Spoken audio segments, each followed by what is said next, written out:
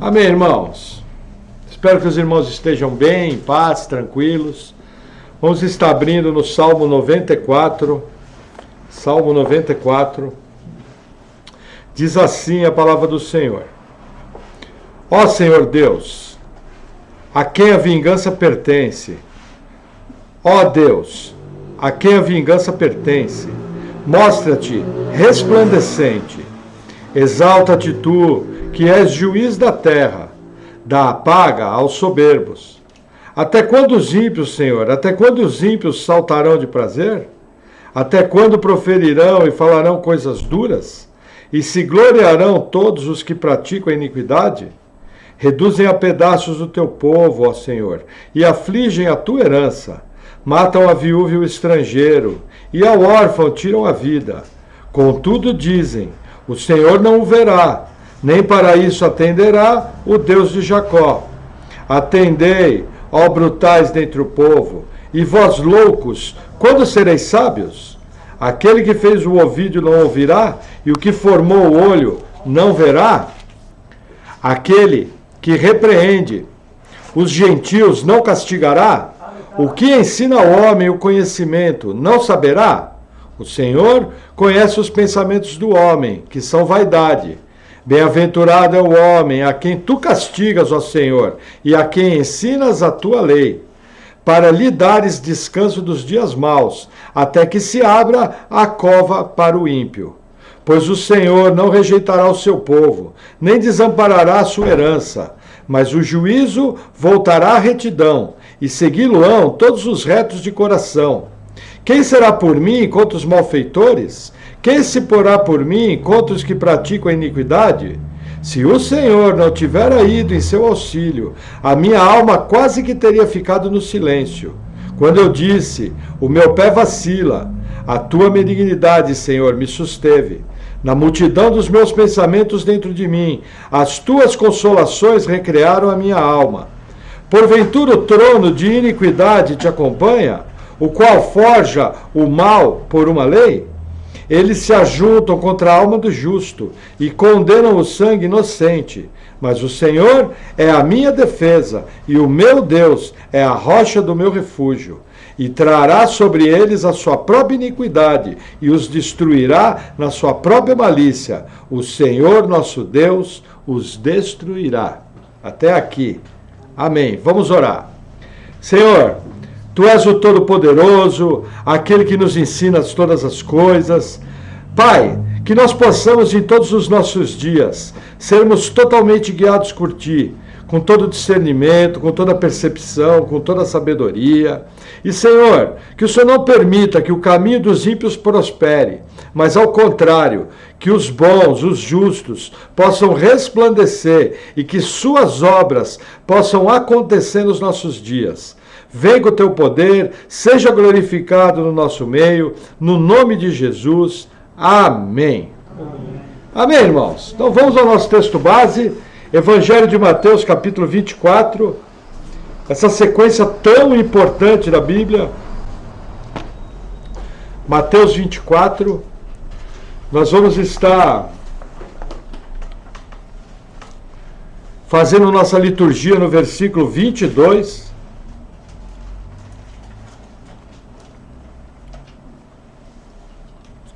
Vou ler o 21 para dar sentido. Diz assim, Mateus 24, 21. Porque haverá, então, grande aflição, como nunca houve desde o princípio do mundo até agora, nem tampouco há de haver. E se aqueles dias não fossem abreviados, nenhuma carne se salvaria, mas por causa dos escolhidos serão abreviados aqueles dias. Até aqui, vamos orar. Senhor, obrigado por Tua palavra. Eu oro em nome de Jesus, pedindo primeiramente pela minha vida e pedindo pela vida dos meus irmãos, que o Senhor venha nos dando sabedoria e entendimento e conhecimento da Tua palavra. Em especial eu peço, Senhor, que o Senhor me capacite a transmitir a palavra de maneira bíblica, não de opiniões minhas, mas daquilo que está escrito em todo o conselho da Tua palavra. No nome de Jesus, amém. Amém, irmãos? Deixa eu tomar um golinho d'água aqui. Bem, irmãos, chegamos em mais uma etapa da narrativa de Jesus. O interessante é a maneira que Jesus é didático nos seus sermões. E ele nos coloca os fatos de uma maneira em que fica muito claro que existe toda uma sequência lógica. Existe todo um desenrolar de coisas que vão acontecer no final dos tempos. Lógico, como eu expliquei, e hoje principalmente, nós vamos ter que fazer uso de outros textos. O Apocalipse é um quadro geral, é como se fosse um enorme quebra-cabeça. O que Jesus está nos dando aqui é um esboço geral, mostrando entre a destruição do templo em 70 depois de Cristo e a sua segunda vinda. Então o que acontece? Jesus ele nos dá um apanhado geral. Então primeiro ele fala da destruição do templo, depois ele fala do princípio das dores de parto, que é o que nós imaginamos que estamos passando hoje, e depois ele fala da grande tribulação, fechando com a seguinte afirmação do 21. Nunca houve tempo tribuloso como esse. O que eu tenho que entender? Essa tribulação é sobre o planeta Terra. Porém, para a igreja, também vão haver perseguições, lutas, dificuldades, martírio. Agora, perto do que vai acontecer com o mundo, o que vai acontecer com a igreja é café pequeno. Por quê? Porque em tudo nós somos guardados por Deus. E aqueles que tiverem que ser entregues ao martírio vão receber o dom do martírio. E o dom do martírio capacita a pessoa a viver debaixo de tremenda pressão. Então eu tenho que entender que nós estamos na mão do Senhor. E é muito importante eu fazer uma leitura. Agora, muita coisa errada se fala em relação a Mateus 24. Muitas interpretações estapafúrdias. Por exemplo, versículo 22. E se aqueles dias não fossem abreviados, nenhuma carne se salvaria. Mas por causa dos escolhidos, serão abreviados aqueles dias. O que acontece? Primeiro aqui entra a partícula tempo. Nós aprendemos por essa passagem que por causa da tribulação, Deus vai encolher o tempo de juízo. Ele vai abreviar. Por quê? Porque senão, praticamente toda a igreja seria morta. Toda a igreja seria exterminada. Esse versículo, inclusive, lembra quando eu falo que, tecnicamente, a grande tribulação vai ter 7 anos. E o pior período, 3 anos e meio. Mas 3 anos e meio também está falando de tempo de juízo. Lembra quando eu falo que eu não colocaria todas as minhas fichas em 7 anos exatos? Por quê? Um dos versículos que apoia é esse, mostrando que o tempo está nas mãos de Deus. E que nem sempre nós vamos estar atentos ao princípio da tribulação. A segunda metade é fácil, o anticristo vai se assentar no templo. Mas a primeira parte é mais difícil, porque quando a gente vê a figura do livro do Apocalipse, é bem interessante. Você tem lá, princípio das dores de parto, é hoje. Mas amanhã eu posso entrar na tribulação. Só que de hoje para amanhã eu não vou perceber nada. De hoje para a semana que vem eu não vou perceber nada. Por quê? Porque a nossa vida tem um cotidiano. Nós temos uma rotina. Os governos continuam funcionando, as economias continuam funcionando, as coisas continuam acontecendo. Por isso que eu tomo muito cuidado com a questão de tempo. Outra coisa, já ouvi pessoas pregando que o dia hoje não tem mais 24 horas. Que o dia encolheu. Já ouvi gente falando o seguinte, que a NASA fez um estudo mostrando que quando a Terra gira, o dia está menor. Não é isso que Deus está falando aqui. Dias abreviados é Deus cortando os dias. Por que hoje parece que o dia é mais rápido? Porque você faz muita coisa. Você acorda de manhã já pilhado, maluco, em cima de um monte de afazeres. Aí você faz 423 coisas e quer que o dia passe devagar. Você mal tem tempo de respirar, tem gente que nem almoça, tem gente que nem come direito. Tem gente que não lê a Bíblia, não ora, não tem devocional nenhum, porque faz muita coisa. E aí fala, ó, tá vendo? A Bíblia falou que os dias vão ser abreviados. Então assim, cuidado. Outra coisa importante, por causa dos escolhidos. Quem são os escolhidos? A igreja, os eleitos. Isso mostra que na vinda de Jesus vai ter povo salvo aqui. Entendeu? Então eu tenho que ficar atento com isso e tenho que entender que é um versículo amplo. Jesus só está falando, aos dias serão abreviados por causa dos escolhidos. Está dando uma ideia ampla. Aqui Jesus não está preocupado em detalhar. Ah, os escolhidos vão vestir roupa preta de calça branca. Entendeu? Vão orar de jejum. Não. Jesus só fala, os dias serão abreviados por causa dos escolhidos. Porque senão nenhuma carne se salvaria. Exterminaria todo mundo. Entendeu? Outra coisa, você não vai levar a palavra salvação ao pé da letra. A palavra salvação no grego tem várias palavras que têm o sentido. Aqui está falando uma questão de existência. Entendeu? Uma questão mais ampla.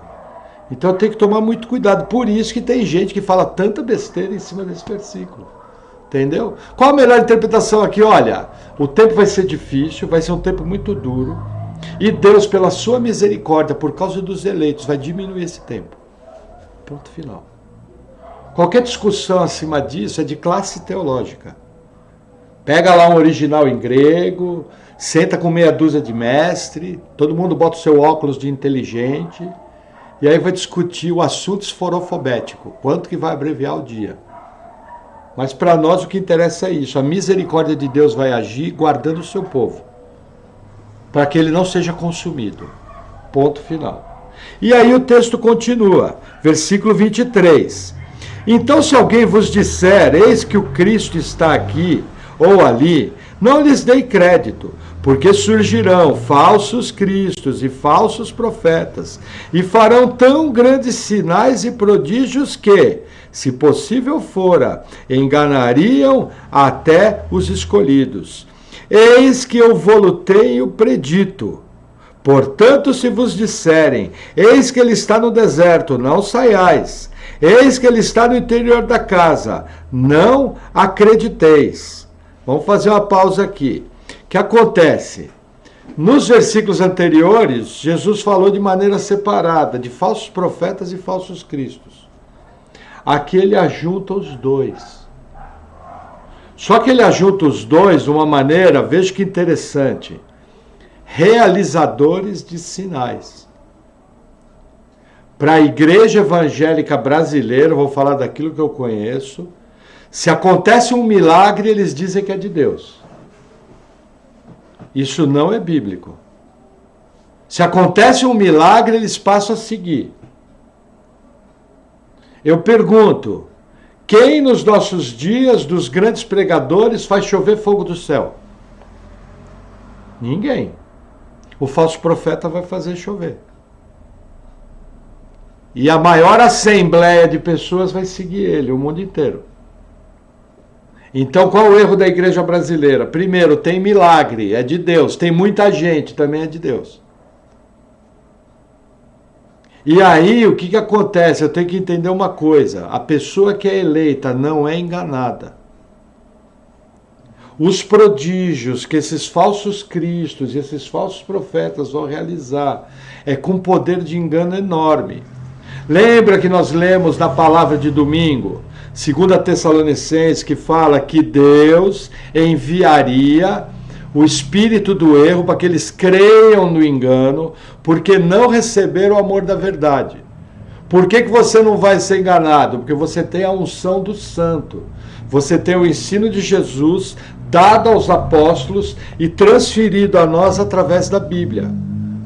E essa Bíblia me fala que eu não devo me guiar por sinais, e sim pela pregação.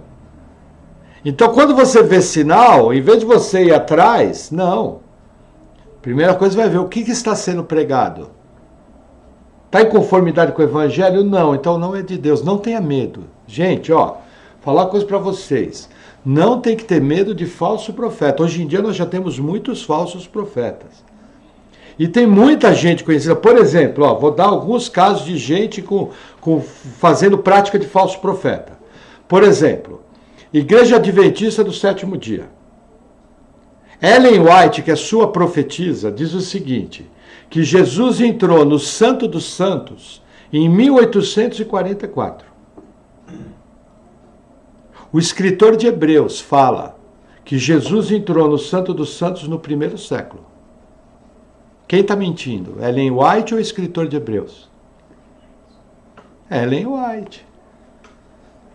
Quase adorada como uma deusa. É uma papisa.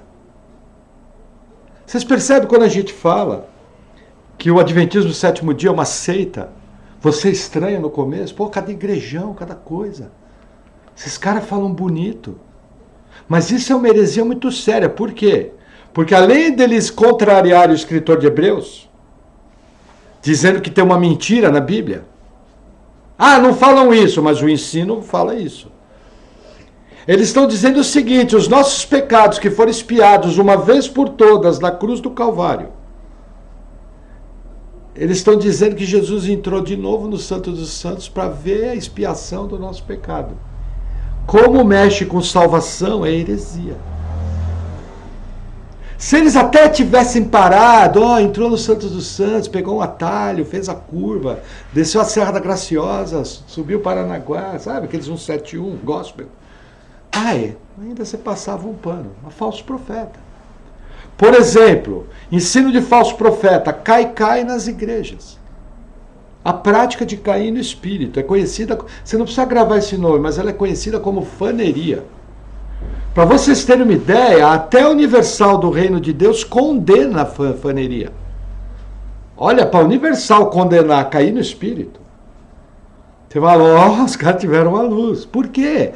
Porque não existe uma passagem bíblica que fala que alguém caiu no espírito. Pastor, mas quando Salomão foi consagrar o templo, está lá escrito que os sacerdotes caíram. Aí você vai na passagem paralela, caíram de rosto em terra, prostrado no chão. Não caiu de costa para lá, bum. O que nós sabemos que é isso? A prática de cair no espírito é uma falsificação bizarra do Espírito Santo. É um espírito ligado à prática de hinduísmo e budismo, chamado Kundalini, que entrou na igreja. E pessoas não salvas, muitas delas, estão achando que estão caindo cheios do Espírito Santo. E aí o que acontece? A Bíblia me mostra que quem está cheio do Espírito Santo, ele anuncia o Evangelho com ousadia. Eu lembro, na última igreja, na igreja que eu fui inclusive ordenado, eu lembro que todo mundo caiu no Espírito. Aí eu falava, mas por que caiu? O pessoal que está cheio do Espírito Santo fala, que bom, amanhã vai abrir uma célula de evangelismo no trabalho. Vai abrir uma célula no seu bairro e vai começar a anunciar o Evangelho com ousadia. Porque quem fica cheio do Espírito Santo, o primeiro sintoma, anuncia o Evangelho com ousadia. Atos capítulo 2, Pentecostes. Então isso aí é ensino de falso profeta. E tem gente famosa envolvida nisso. Por exemplo, com ensino de falso profeta. Nesse caso, não estou dizendo que a pessoa é falso profeta, mas é um ensino de falso profeta. Ana Paula Valadão, do Distante do Trono. Ela, num show, todo mundo vendo, ficou de 4 no púlpito, andando de 4, que nem um leão, eu vi o vídeo, fazendo assim, dizendo que estava cheia do Espírito Santo com a unção do leão da tribo de Judá. E o povo aplaudindo. O povo tinha que virar as costas e ir embora. Não tem uma passagem bíblica que você veja algo parecido, não tem ninguém com discernimento. E olha, gente, por que eu falo que é uma prática de falso ensino? Porque eu conheço tanta gente boa, nascida de novo, com frutos, que está deixando se enganar por essas práticas. Entendeu? Agora, aqui no texto, quando fala de falsos cristos e falsos profetas, é um engano como nunca se viu. Com operação de milagres e maravilhas.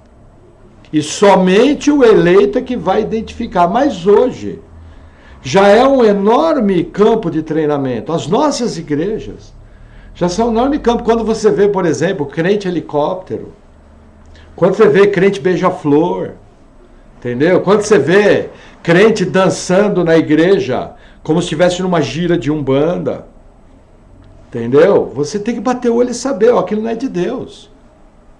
Aquilo não é de Deus, entendeu? Então, o que acontece? Você tem a palavra, você tem o discernimento. Milagres são bons, mas milagre não leva ninguém para o céu. O que leva as pessoas para o céu é a fé em Cristo Jesus, arrependimento de pecado e fé em Cristo Jesus. Gente, eu amo o sobrenatural. Eu sou daqueles que, se vier um paralítico na igreja, eu vou lá orar, pedindo para Deus curar.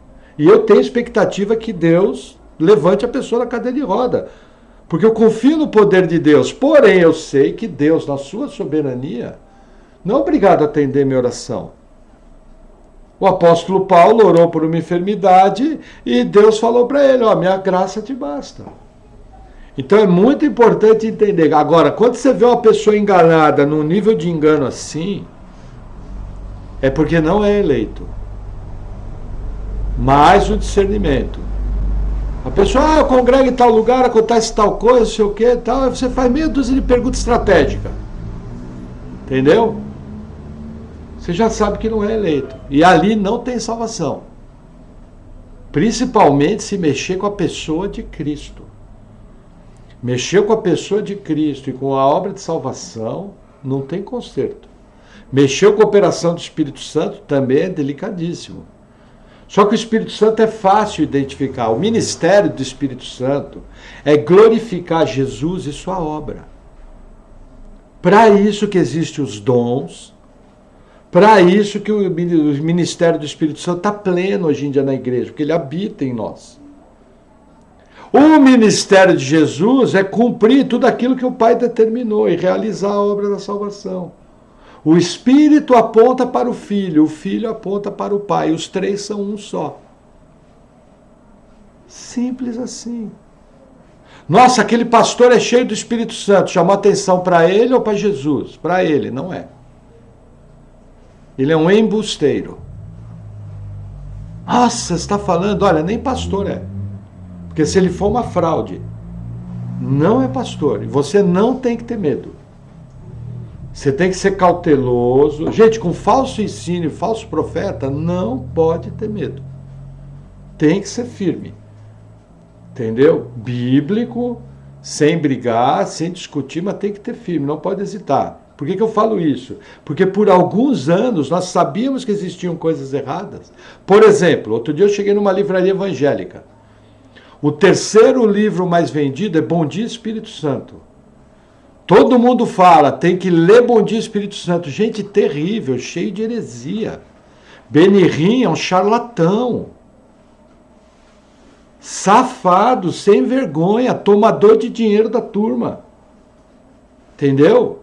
Movimenta milhões de dólares, arrecadações de até 200 milhões de dólares. Sabe o que é isso?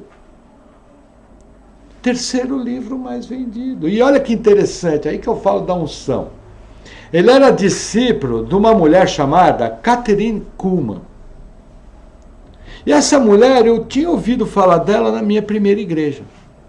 Uma vez, há muitos anos atrás, a Paula estava assistindo uma mulher nos primeiros anos do computador, quando a gente tinha acesso à internet de maneira precária e tal.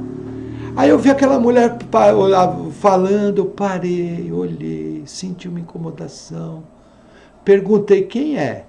Ela falou, amor, essa é aquela Kathryn Kuhlman. Aí eu sentei. Gente, não testificou aquela mulher. Não testificou. Entendeu? Hoje eu entendo por quê. Entendeu? Falsos ensinos. Coisas erradas.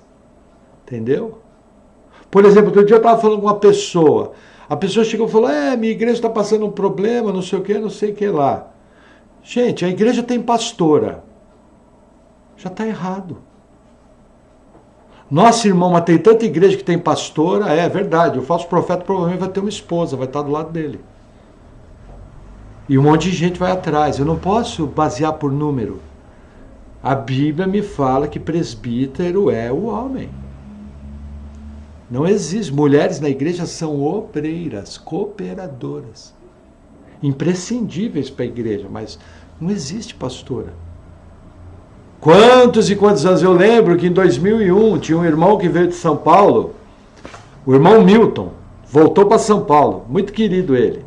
E na igreja que nós congregávamos tinha pastora. Ele olhava para mim e falava: irmão, não existe pastora na Bíblia.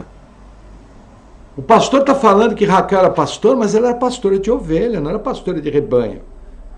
Me mostra na Bíblia onde é que está, que existe pastora. E ele morria de rir, levava na esportiva.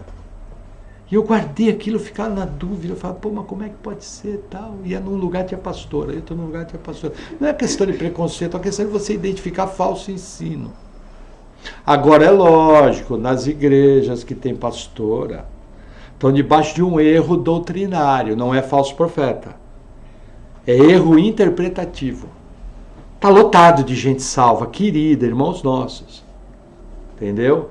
Mas, por exemplo, se me convidarem para pregar numa igreja que tem pastora, provavelmente eu não vou.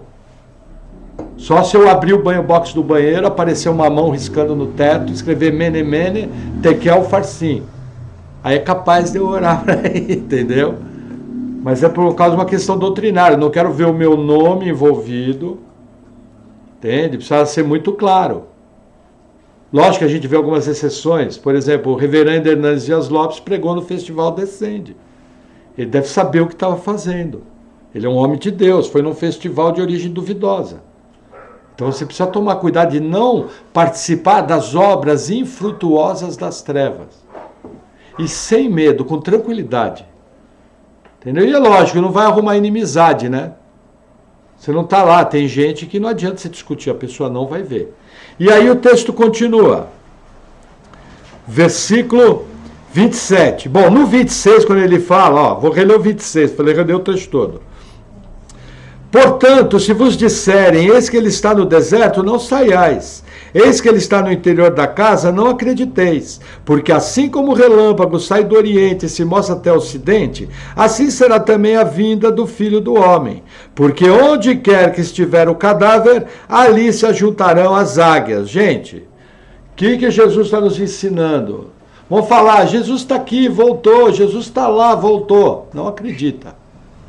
Na segunda vinda de Jesus vão haver sinais cósmicos claros. E o melhor exemplo que Jesus nos dá é um relâmpago resplandecendo do Oriente ao Ocidente. O que Jesus está querendo dizer? É um sinal visível. Entendeu? Muito claro, próximo ao fim.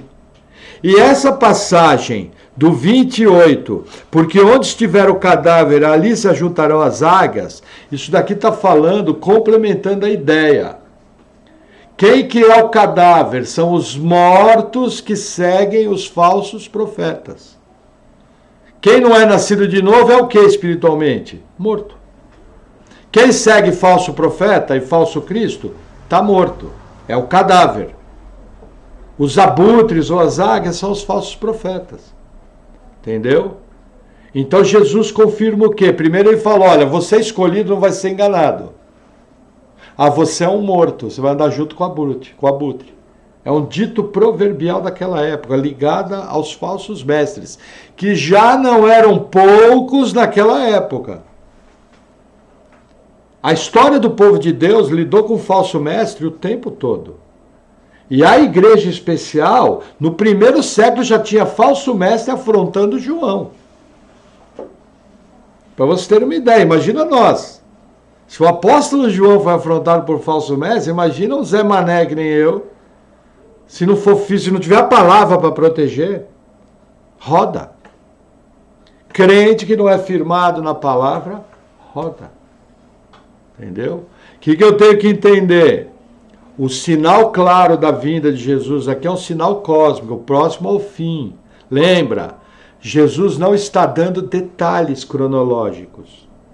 Jesus está dando um pano geral. Nós precisamos recorrer a outras passagens para preencher as lacunas da narrativa. Deus escolheu escrever o Apocalipse assim. Escreveu os eventos do fim assim. E aí o texto continua, versículo 29. E logo depois da aflição daqueles dias, o sol escurecerá, e a lua não dará sua luz, e as estrelas cairão do céu, e as potências dos céus serão abaladas. Então aparecerá no céu o sinal do Filho do Homem, e todas as tribos da terra se lamentarão. E verão o Filho do Homem vindo sobre as nuvens do céu, com poder e grande glória. E ele enviará os seus anjos com rijo clangor de trombeta, e os quais ajuntarão os seus escolhidos desde os quatro ventos, de uma a outra extremidade dos céus. Veja, aqui é um quadro muito claro da segunda vinda de Jesus, provavelmente por Armagedon que está falando aqui. Porque fala de todas as nações verem, de tudo ser muito claro. Só que eu tenho que entender o seguinte, entendam isso, não existe nenhum versículo claro que nos fale de um arrebatamento secreto. Todos os versículos que falam de arrebatamento, falam de arrebatamento. A palavra secreto não aparece. Ah, nossa ideia qual que é? Deixados para trás. O cara está no avião, bonitinho. Acontece o arrebatamento, aparece só a roupa dele dobrada no banco. Mas o que eu quero que vocês entendam, nós temos que ser bíblico. Todos os textos que falam do arrebatamento, não aparece a palavra secreto. Então eu tenho que tomar cuidado. Uma coisa é filme. Outra coisa é Bíblia. Entendeu? Agora, nós podemos entender que literalmente as pessoas vão desaparecer. Isso eu posso entender, porque o texto bíblico me autoriza isso. Agora, essa história de secreto, tal, não, a turma vai saber. Entendeu? Muita gente vai saber, ó, foi o arrebatamento, entendeu? E aí o que acontece? Vai vir aquelas desculpas esforofobéticas, né? Ah, foi disco voador, um povo rebelde foi abduzido, é por uma evolução do planeta, sabe esse papo furado? Mas eu tenho que entender que principalmente a segunda vinda, por que eu falo a segunda vinda? Ó, entenda. Dentro da narrativa bíblica, não pode, tem igrejas que acreditam, por exemplo, vou dar as referências. Pastor Marcos Granconato acredita que o arrebatamento vai acontecer antes da tribulação. O homem sabe tudo de Bíblia. Reverendo Augusto Nicodemos acredita que o arrebatamento vai acontecer no fim da tribulação. O homem sabe tudo de Bíblia. E por que dois homens tão ungidos, tão capacitados, pensam tão diferente? Porque existe um espaço dentro do texto bíblico. Nenhum deles está errado, porque tem um espaço. Agora, qual a interpretação da nossa igreja? Que na última trombeta, nós vamos ler o texto junto, vai acontecer o arrebatamento. O que vem imediatamente após a última trombeta? O julgamento das taças, moendo tudo. Enquanto está acontecendo o julgamento das taças, na narrativa do Apocalipse está acontecendo as bodas do Cordeiro lá no céu. Então o que nós entendemos? A igreja passa pela tribulação, enfrenta o anticristo, é perseguida e morta pelo anticristo, é livrada pelo poder de Deus. E no momento anterior, as taças virem para moer tudo, toda a água virar sangue, toda a erva ser queimada, todos os peixes morrerem, tudo virar no chapéu velho. Deus moer tudo, Babilônia ser moída, tudo moer. Então Deus retira a igreja, nós temos a bodas do Cordeiro e a gente vem com Jesus.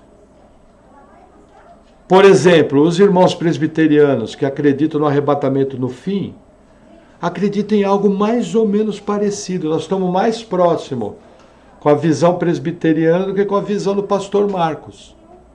Mas aí, veja, cada um. Eu fico com o que o reverendo Augusto Nicodemos fala. É muito melhor você estar preparado para ficar na tribulação e ser arrebatado antes, do que com uma grande maioria dos crentes brasileiros Que você conversa algo escatológico, o cara fala, irmão, não precisa se preocupar, porque nós não vamos estar aqui. Aí quando vai ver, o anticristo está aqui, ó. Os dois dentes fincados aqui no pescoço.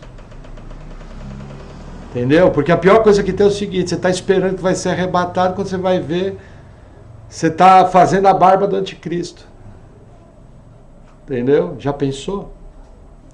Agora, o que eu entendo? Por que eu, como mestre da igreja, dentro dos meus estudos, eu estudo Apocalipse há muitos anos, por que eu preferi essa visão? Porque é a que eu menos tenho que mexer com o texto. Eu leio o texto conforme está escrito. E tenho que fazer pouca conjectura. Letra preta no papel branco. Simples assim. Entendeu? Mas eu tenho que lembrar que aqui Jesus está me dando um quadro geral. Porque antes da sua vinda vai existir um abalo cósmico como a gente nunca viu. Veja, quando fala que as estrelas vão cair do céu, entenda o que a Bíblia está querendo dizer. As estrelas que tem do universo são infinitamente maiores que o nosso Sol. Como que um astro, centenas ou até milhares de vezes maior que o nosso Sol, vai cair do céu e a gente numa tampinha desse tamanho que a Terra? O que eu entendo? Que isso aqui é uma figura, isso é um quadro, isso é uma linguagem que vem desde lá do Antigo Testamento. O escritor bíblico, inspirado pelo Espírito Santo, está falando o seguinte, olha, o universo vai ser abalado. Vai virar tudo no chapéu velho. Porque quer ver que interessante? Eu separei alguns textos aqui. Primeiro deles, vamos abrir em Mateus capítulo 13. Olha que interessante.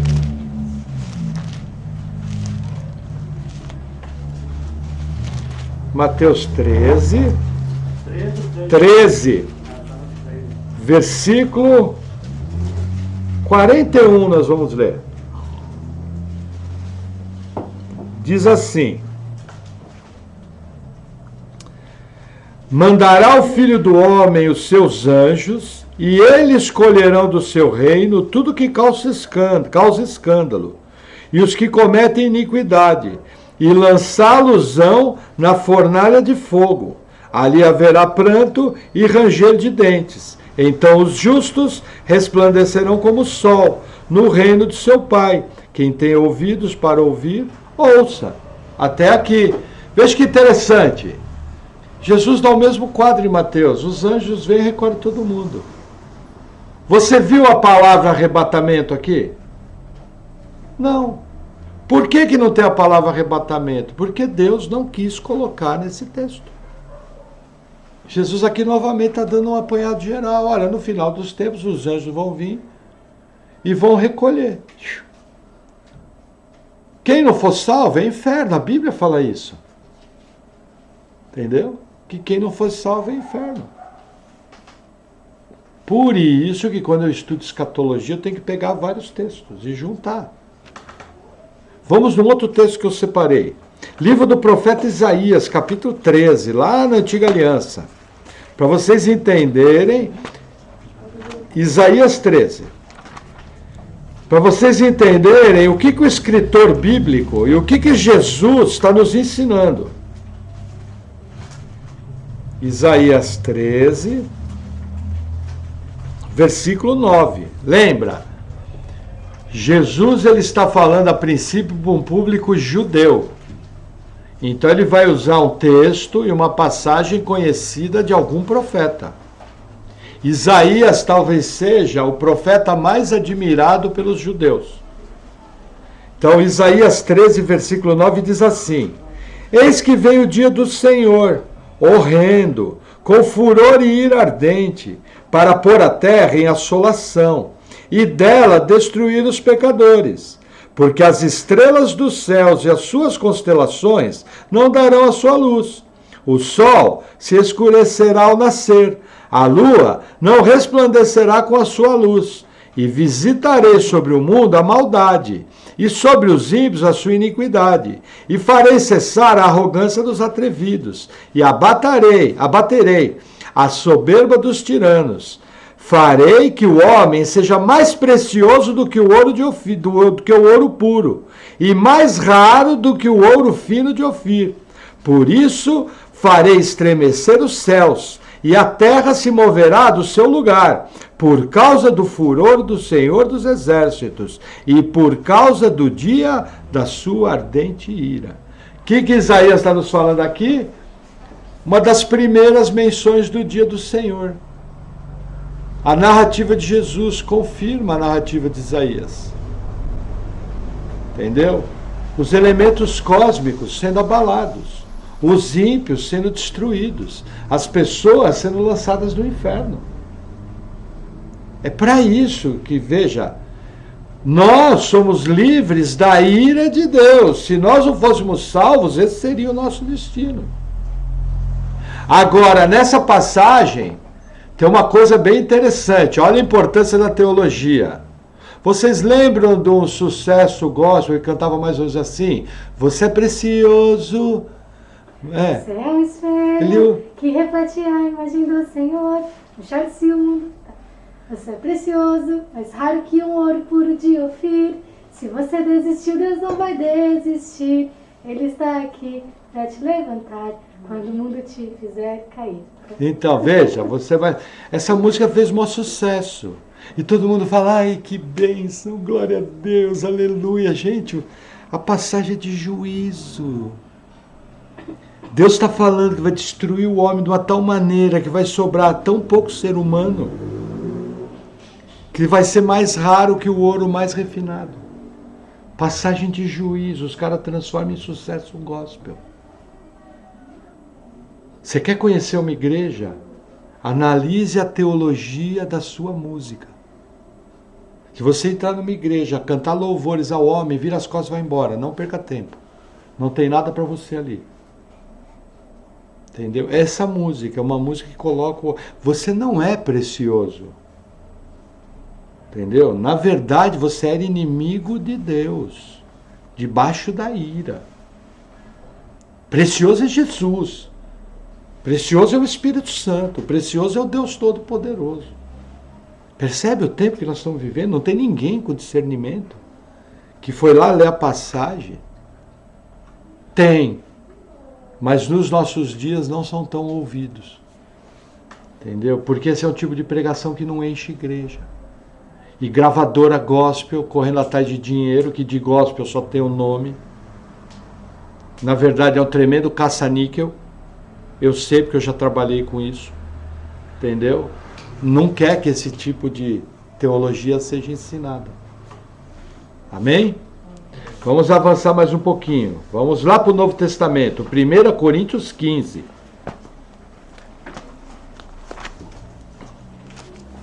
Opa, fiquei empolgado, já caí no Apocalipse já. 1 Coríntios 15, um dos versículos preferidos meus.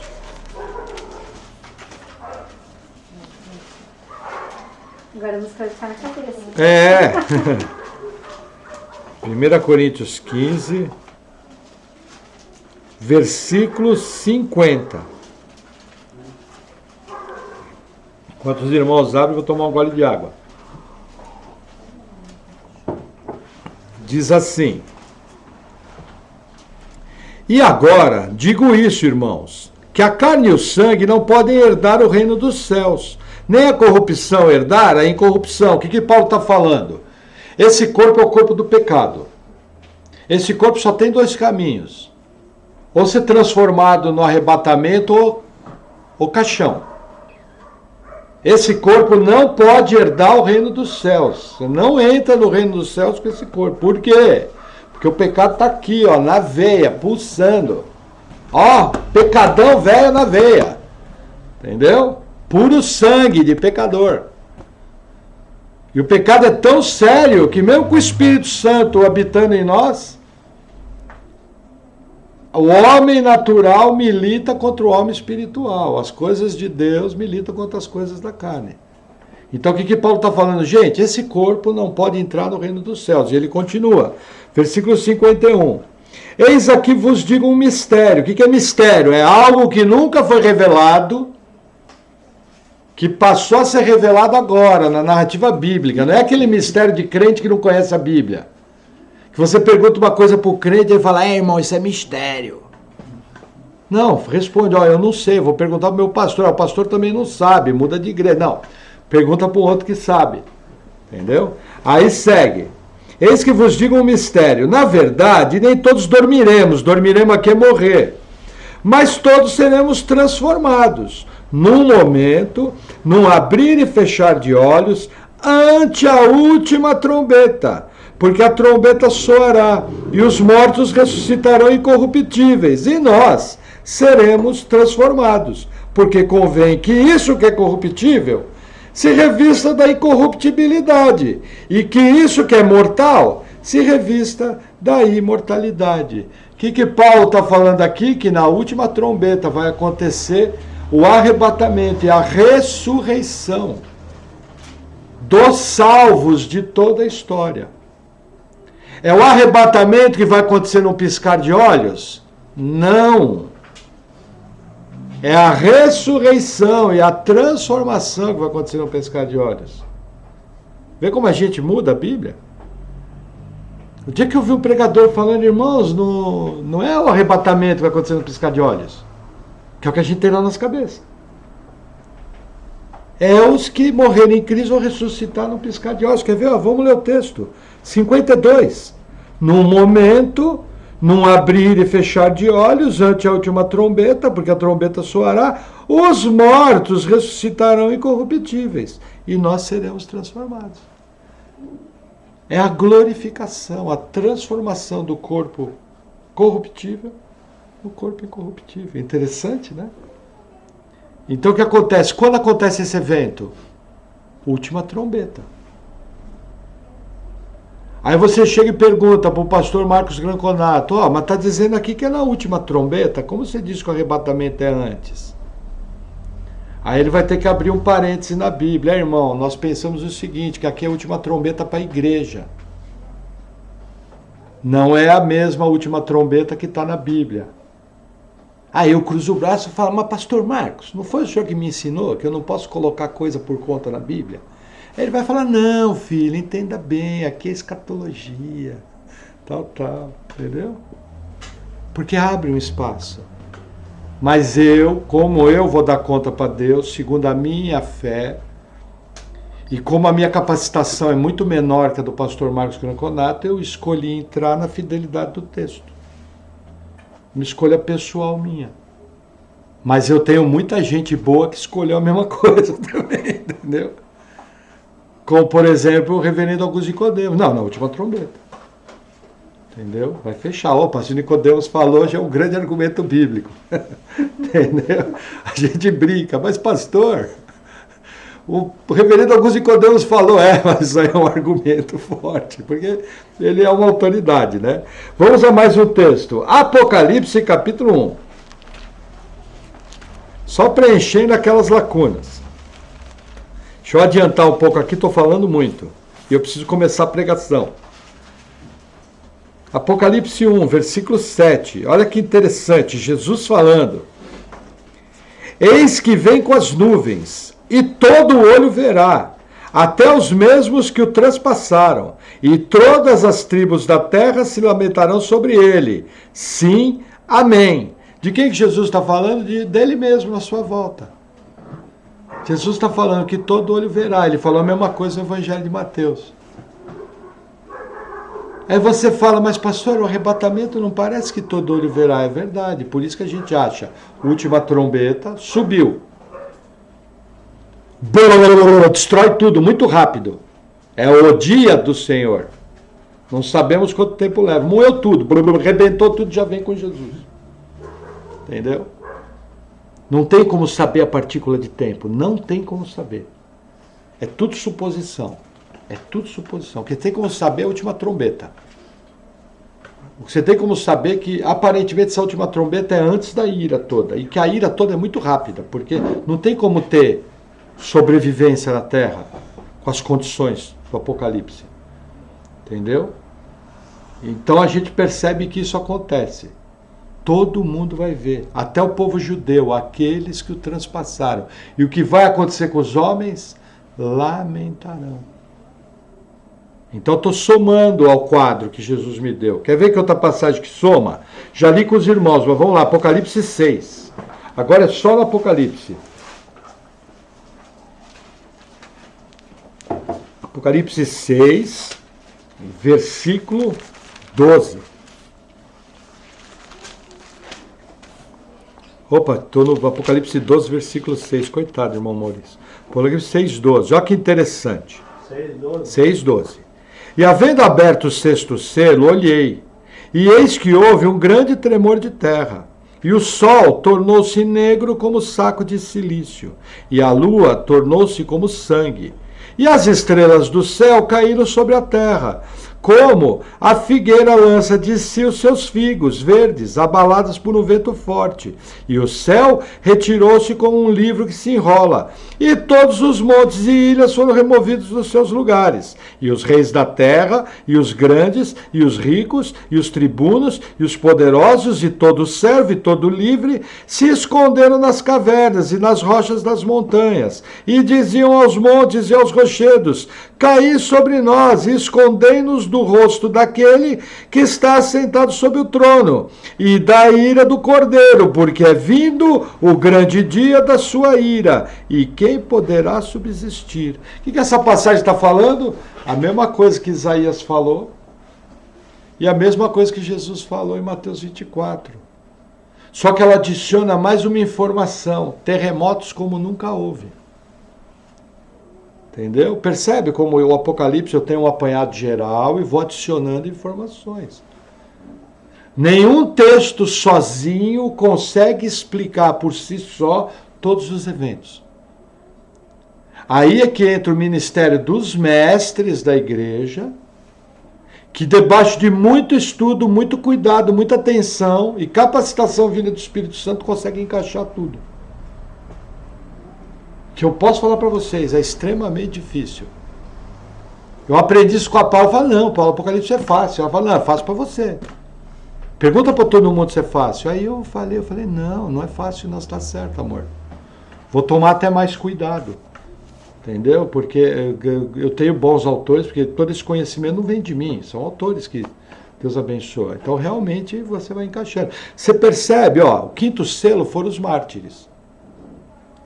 Sexto selo dá um pulo, não fala de arrebatamento, não fala de mais nada, já vai lá nos abalos cósmicos.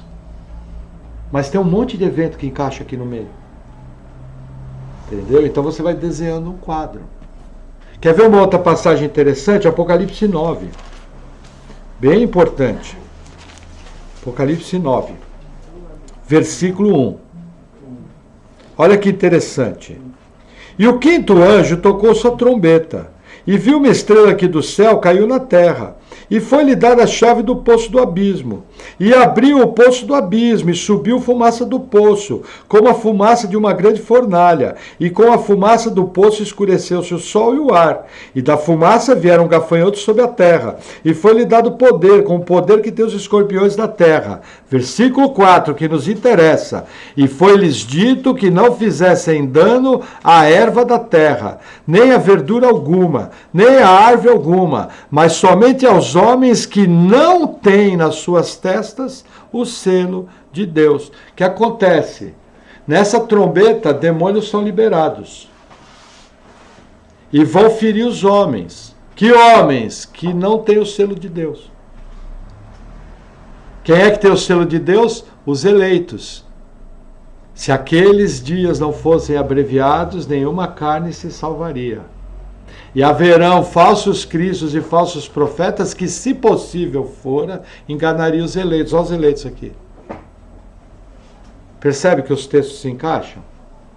Só que você precisa saber que está lá. Olha que interessante. Na minha leitura do Apocalipse, nós vamos estar tudo aqui. E a gente vai ver os ímpios sofrendo esse tipo de ataque, que parece que é uma enfermidade extremamente maligna, de origem espiritual. Uma enfermidade tal que os homens vão ansiar morrer por causa dela. Mas não vai ser uma enfermidade para a morte, vai ser uma enfermidade para sofrimento. que os nossos medicamentos não vão funcionar, porque é de origem espiritual. Entendeu? Mas eu queria mostrar para vocês o quê? Os escolhidos. Mas, em 3 livros diferentes. Aí vamos avançar mais um pouco, dentro do próprio Apocalipse. Apocalipse, capítulo 16.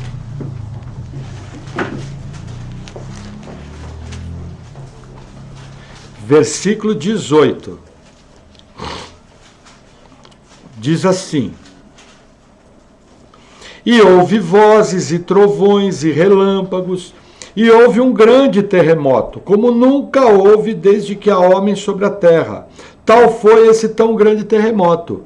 E a grande cidade fendeu-se em 3 partes, e as cidades das nações caíram. E da grande Babilônia se lembrou Deus para lhe dar o cálice do vinho da indignação da sua ira. E toda a ilha fugiu, e os montes não se acharam. E sobre os homens caiu do céu uma grande saraiva, pedras aproximadamente do peso de 1 talento. E os homens blasfemaram de Deus por causa da praga de saraiva, porque a sua praga era muito grande. Veja que interessante, olhem para mim. Jesus falou em Mateus 24 de abalos cósmicos, estrelas caindo do firmamento. Isaías fala do mesmo assunto. O 6º selo fala do mesmo assunto, grande terremoto e estrelas caindo. Aqui na ira, que já é a taça da ira, fala de uma chuva de estrelas cadentes, do peso de 30 quilos. Imagina uma pedra de 30 quilos caindo do céu. O tamanho do estrago. Percebeu que entre a narrativa do Apocalipse 6, que fala do 6º selo, e aqui, Apocalipse 16, tem um caminhão de coisa. Mas o livro do Apocalipse nem sempre está preocupado com a cronologia. Apocalipse mais ou menos é assim. Gravem isso, a Ariadne acho que não ouviu isso. Eu tenho um grande período chamado os selos. Começou quando? Primeira vinda de Jesus até a segunda vinda. Aí eu tenho um período menor, bem mais próximo do fim, chamado julgamento das trombetas. Aonde que vai? Da primeira trombeta, segunda e terceira trombeta, onde há ervas, florescem e a água começa a ser danificada. Aonde termina?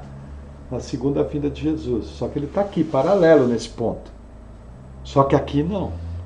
Aí eu tenho o terceiro período, o julgamento das taças. Ele está aqui. Ele começa onde? Após a última trombeta, ou dentro da última trombeta, é o conteúdo da última trombeta. E termina onde? Na segunda vinda. Então tem hora que eu leio a narrativa, ela é cronológica, mas aqui no fim ela é igual aqui e aqui ela é igual aqui. Só que fala de detalhes diferentes. Um fala que a estrela caiu, outro fala que a lua ficou como sangue, outro fala que o sol escureceu, aí outro adiciona, olha, vai ter um terremoto. Aí outra passagem fala, vai cair pedra de 30 quilos. Entendeu como funciona o Apocalipse? Por isso que às vezes parece que eu estou falando de um evento parecido. Mas é porque é um grande período, um período menor e um muito rápido aqui que é a ira. Entendeu? Mas vocês imaginam o ambiente da Terra como vai estar? Jesus avisou isso. Agora, na narrativa de Jesus, olha o que Jesus narra. Olha, vocês vão ver o sinal da vida do Filho do Homem como o relâmpago do Oriente e Ocidente. Virou o versículo. E os poderes do céu serão abalados. Pulou tudo aquilo. Jesus não é obrigado a falar tudo. Entendeu? Isso até eu creio que é para nossa humildade, para nos levar a estudar e nos levar a depender do ministério dos pastores e dos mestres. Porque Deus criou a igreja e Deus deu a Bíblia para a gente estudar. Entendeu? Então a gente precisa do ministério dos pastores e dos mestres. Sem eles não tem igreja. E agora eu quero ler um outro texto, para avançar mais um pouquinho. Hoje eu vou judiar dos irmãos. Apocalipse 12. Por que que esses dias são tão sérios? Por que são marcados por tanta desgraça? Apocalipse 12, versículo 12. Diz assim: Por isso, alegrai-vos, ó céus, e vós que nele habitais. Ai dos que habitam na terra e no mar, porque o diabo desceu a vós, e tem grande ira, sabendo que já tem pouco tempo. E quando o dragão viu que fora lançado na terra, perseguiu a mulher que dera à luz ao filho homem, e foram dadas à mulher 2 asas da grande águia, para que voasse para o deserto, ao seu lugar, onde é sustentada por um tempo, e tempos e metade de um tempo, fora da vista da serpente. Quem é o dragão? O dragão é o diabo. Ele sofre várias derrotas na história. A última grande derrota dele é quando ele tem uma peleja com o arcanjo Miguel, e ele perde a posição dele no céu. Veja, na obra de Jesus Cristo, o diabo já não pode mais acusar a gente, porque Jesus pagou o preço. Entendeu? Então ele já perdeu uma posição do céu. Mas hoje, Efésios fala que ele está nas regiões celestes. Regiões celestes é um mundo espiritual. De uma forma que nós não compreendemos, vai haver uma luta espiritual onde ele vai perder essa posição e vai vir para a terra. E ele vai perseguir a mulher é a igreja. Por quanto tempo? 1260 dias, 42 meses ou 3 anos e meio. Ou um tempo e metade de um tempo. Então, na grande tribulação, a segunda metade, quando o anticristo ascender, Satanás vai estar operando na terra como nunca operou. Por isso que haverá tribulação como nunca houve. Lembra que nós lemos no livro do profeta Daniel? Fará guerra contra os santos, os vencerá. Está aqui, encaixando novamente. Por que essa passagem é importante? Vira a página, Apocalipse 13.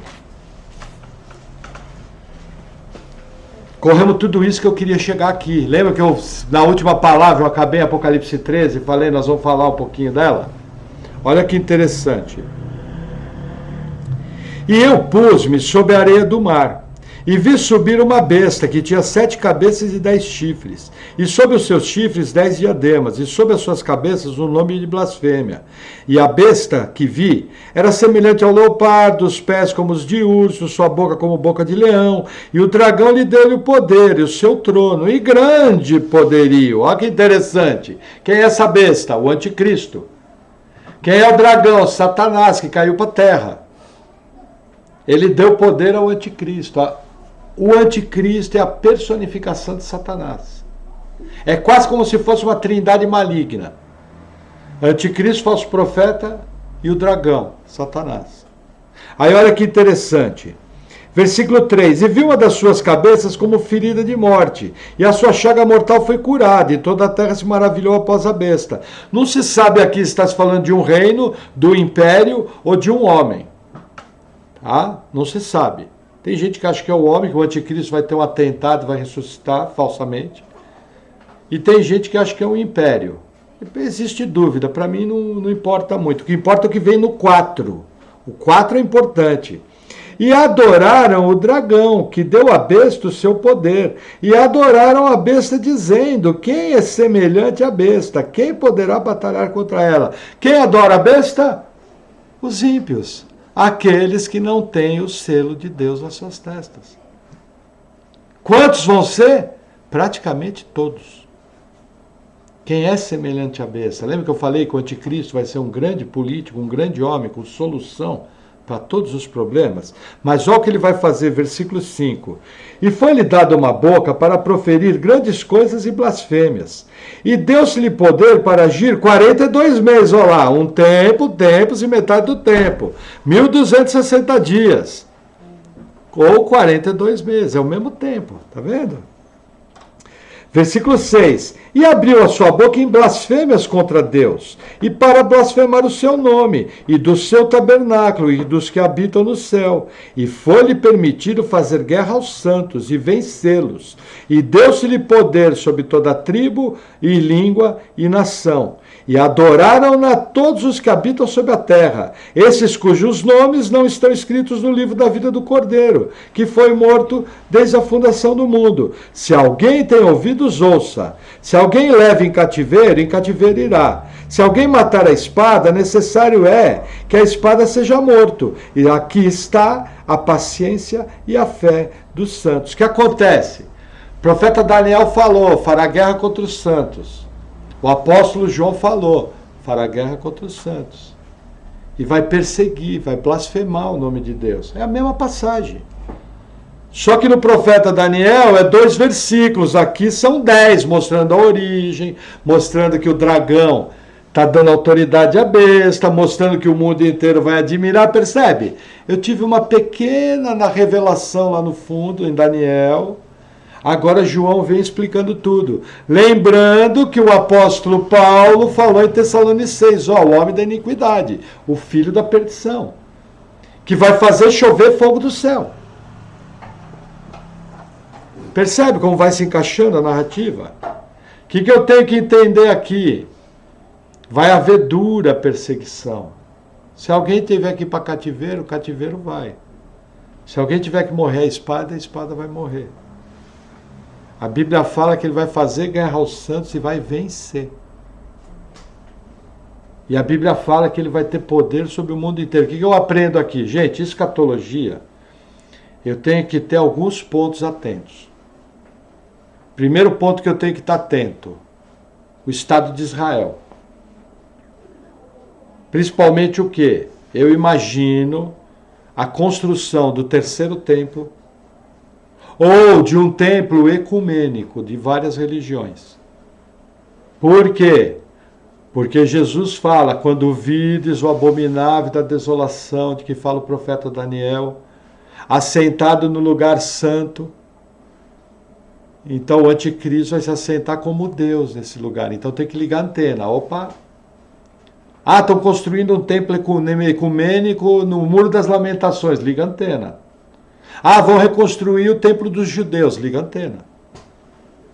Então isso é uma das coisas que eu tenho que olhar. Segunda coisa que eu tenho que olhar, a Bíblia fala que ele terá poder sobre todo mundo.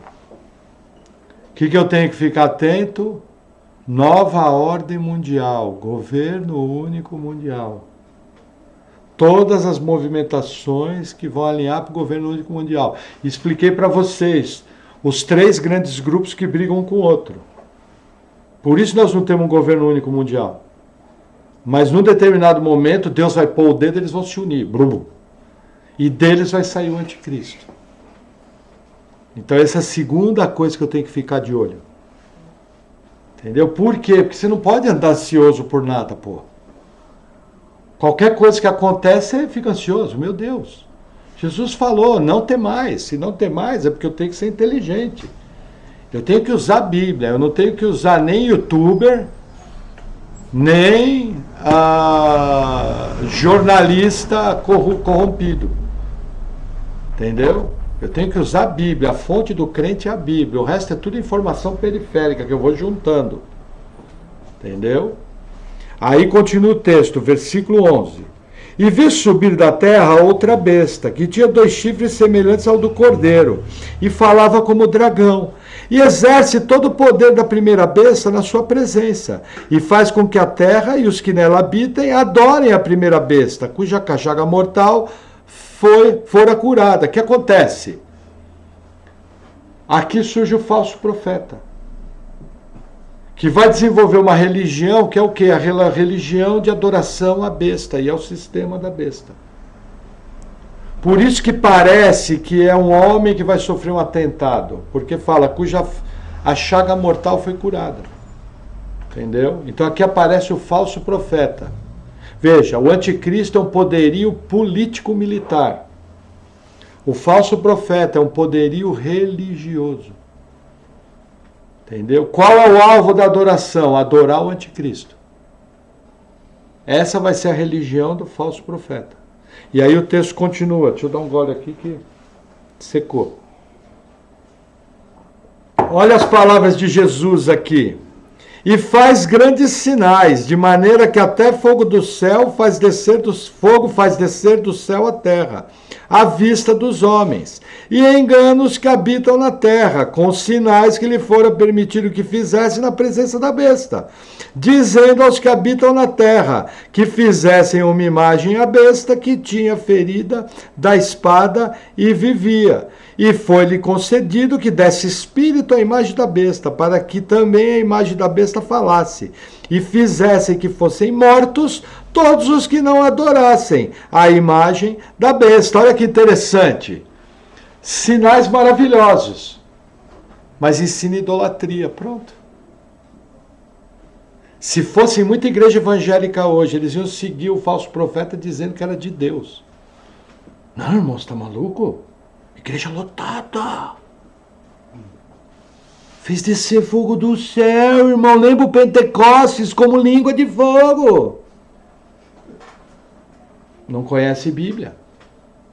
Aí vai o irmão chato de galocha, né? Mas peraí, esse cara ensinou idolatria. Ah, você é chato mesmo, tá louco.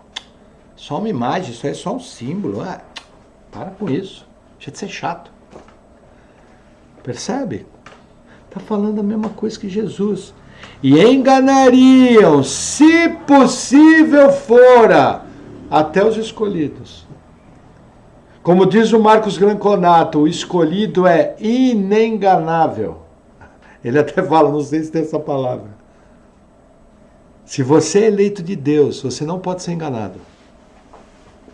Porque você tem a unção do santo. Percebe? Mas isso aqui vai ser... Gente, imagina se hoje existem todas as peregrinações, todas as religiões são idólatras. Aí você fala, mas o muçulmano não é, mas eles adoram Maomé, criatura. Você vai numa mesquita, tem lá, tecnicamente, entre aspas, os ossos de João Batista, que é visitado. Entende? A própria Igreja Católica, com todo o seu sistema de veneração aos santos, é uma idolatria, na verdade, trocando em miúdos. Só que eles usam o nome veneração. O islâmico não pode ter nem imagem, ele tem só escritos nas mesquitas, mas eles idolatram Maomé. Entendeu? Eles idolatram a cidade santa deles, que é Meca. Entendeu? Por isso ele tem que ter discernimento. Entende? Agora, vai fazer uma imagem que vai falar, nós sabemos como é? Não. Mas aqui entra o terceiro sinal. Religião única mundial. A ONU trabalha fortemente para remover as barreiras religiosas do mundo. Isso é estatuto da ONU. Remover o fundamentalismo religioso, dentre eles o mais difícil, que é o fundamentalismo cristão. Isso é notório dentro das correntes da ONU. Porque pensadores acham que para o mundo funcionar melhor, as barreiras religiosas têm que ser. Esse é o terceiro sinal que eu tenho que ficar de olho, o ecumenismo. Entendeu? Mas não é esse ecumenismo barato que a gente vê, é algo de um montante enorme aqui. Mas ele tem que ter um começo. Para vocês terem uma ideia, como o relógio está adiantado, em 1996 ou 93, o Papa João Paulo II reuniu no Vaticano mais de 200 líderes religiosos do mundo e assinaram uma documentação de união entre as religiões. Isso que o João Paulo II era um Papa bem ortodoxo, hein? Não era da canhota, não. Como é hoje em dia. Entendeu? Que hoje em dia não é um pontífice. É da canhota. Joga na ponta esquerda do Flamengo, ó, faz tempo. Na verdade, do Internacional, né? Que a camisa é vermelha.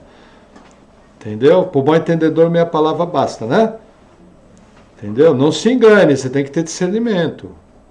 Mas você vê, se um Papa tão ortodoxo como João Paulo II fez essa reunião, imagina hoje, gente, 30 anos quase. 25 anos. Nós estamos dormindo. Eu não era nem salvo nessa época. Mas eu tenho que prestar atenção ao terceiro sinal. Religião mundial. Ó, primeiro, governo único. Segundo, religião única. Terceiro, construção de um templo em Jerusalém. Esse é mais fraco, mas eu acho que ainda é válido. Entendeu? Tem muito teólogo bom que acha que não tem que ter templo, coisa nenhuma. Aí é aquilo lá que o Apocalipse deixa de... Nós não vamos discutir por causa disso. E aí, continuando, versículo 16.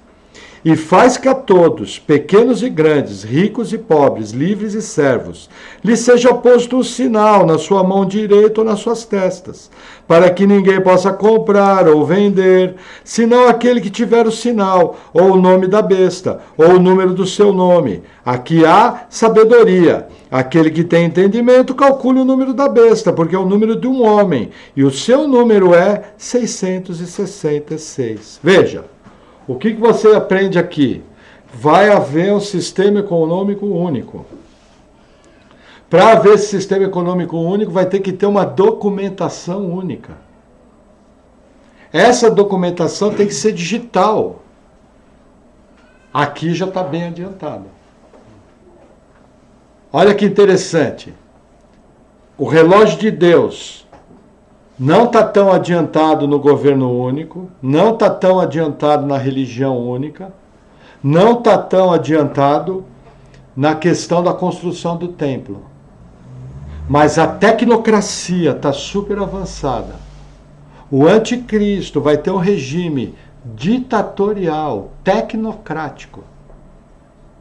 Entendeu? Baseado em toda a tecnologia que nós temos. E olha, nós temos muito indício de que isso aí está acontecendo. Então, todas as vezes que você vê um documento único, todas as vezes que você vê um documento digital, todas as vezes que você vê transações sem ser em dinheiro vivo, todas as vezes que você vê os bancos centrais pressionando para eliminar o dinheiro vivo. Por que eles querem eliminar o dinheiro vivo? Vão fazer a moeda prisão. Eliminou o dinheiro vivo, não tem mais democracia. Porque, veja, tudo que você gastar vão saber. Entendeu? Lógico, a gente sabe que, infelizmente, o tráfico, os terroristas têm que ser combatidos, usam grandes somas de dinheiro.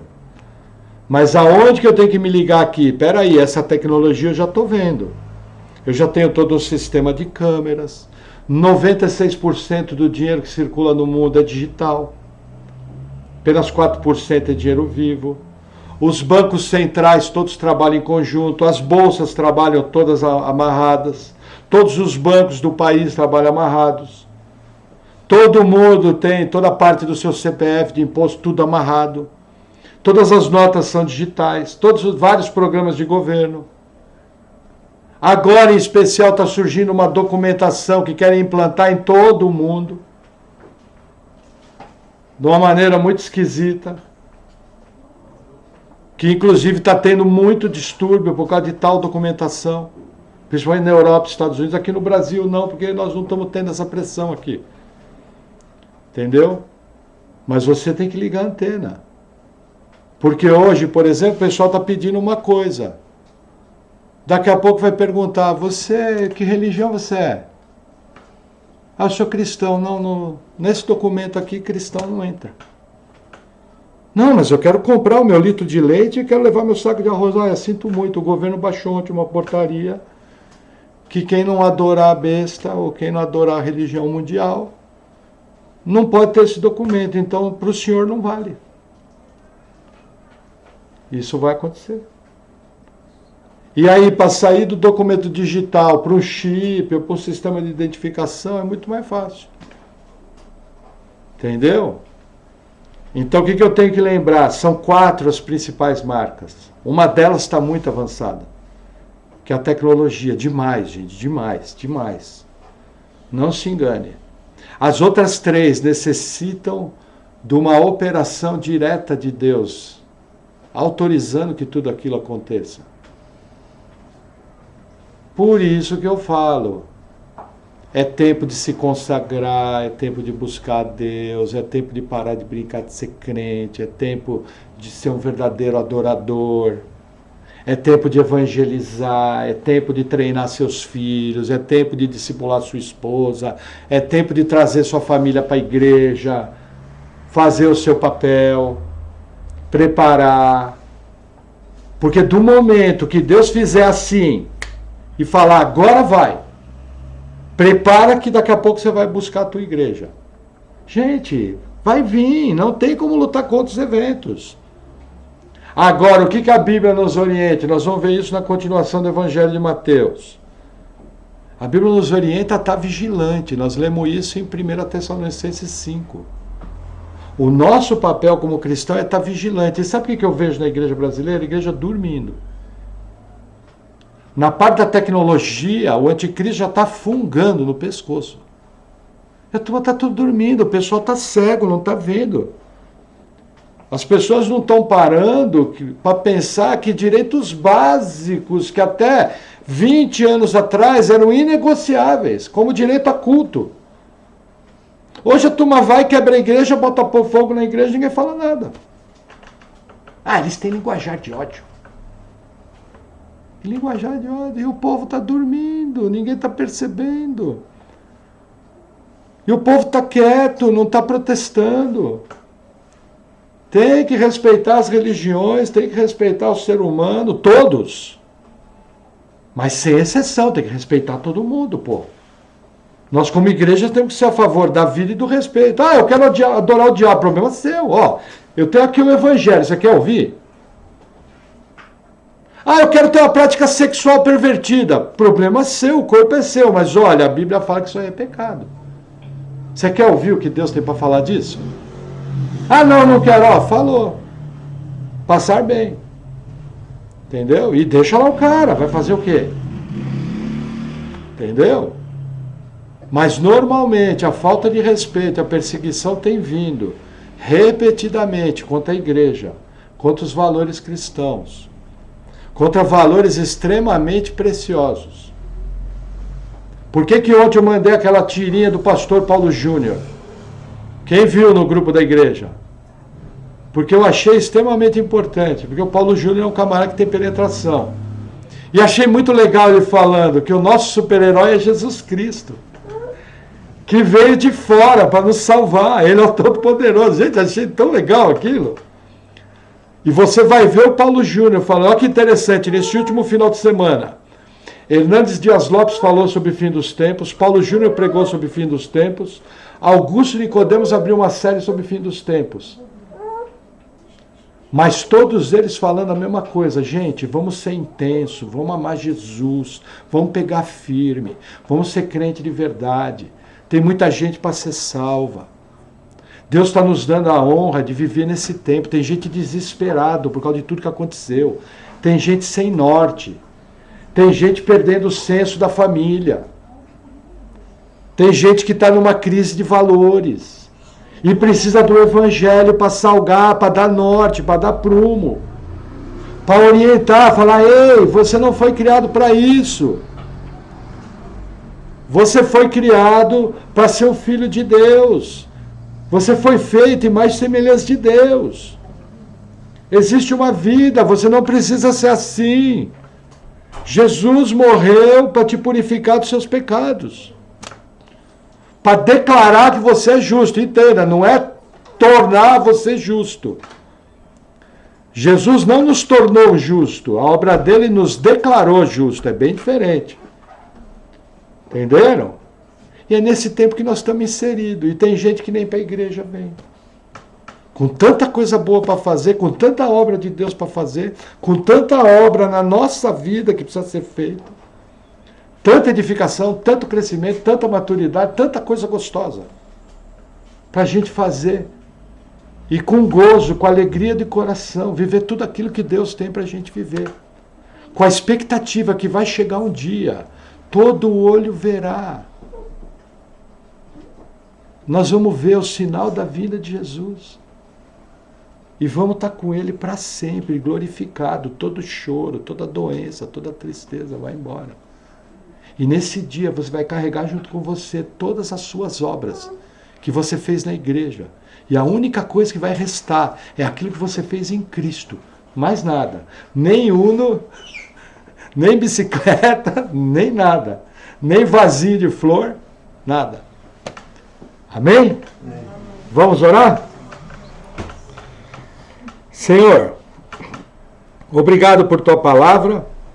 Eu oro em nome de Jesus te agradecendo, pedindo, Senhor, que nós possamos mudar o foco da nossa vida, que sejamos intensos na tua obra, que possamos falar do teu amor e da tua graça, da tua obra salvadora na cruz do Calvário, que possamos, Senhor, ser um instrumento teu para crescimento da igreja e salvação dos perdidos. Que possamos, Senhor, ter uma vida cristã simples, mas abundante, cheia de boas obras. No nome de Jesus, amém. Amém, irmãos. Glória a Deus.